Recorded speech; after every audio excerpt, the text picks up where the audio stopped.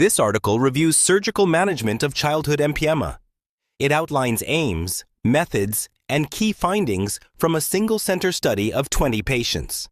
The authors compare fibrinolytic therapy, combined therapy, and VATS, and conclude that no single approach is clearly superior, emphasizing the need for standardized protocols and multidisciplinary care. The methods section describes a retrospective review of patients under 18 who underwent surgery for empyema. Clinical, radiologic, and laboratory data were collected, and treatment followed a staged approach. Initial tube thoracostomy, fibrinolytic therapy when needed, and finally, thoracic surgery for non-responders. Statistical analyses assessed outcomes across groups. Results summarize demographics and early outcomes. 20 children with stage 2 or 3 empyema were divided into 3 groups: fibrinolytic only, fibrinolytic plus VATS, and VATS alone. The table compares age, comorbidities, oxygen support, and echocardiography findings, showing similar discharge rates and generally favorable short-term clinical results. Further results focused on inflammatory markers. Tables and graphs show time-dependent changes in CRP levels across treatment groups.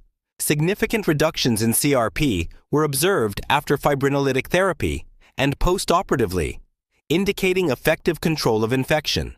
Differences in hospital stay between groups were also statistically evaluated. This slide presents neutrophil trends.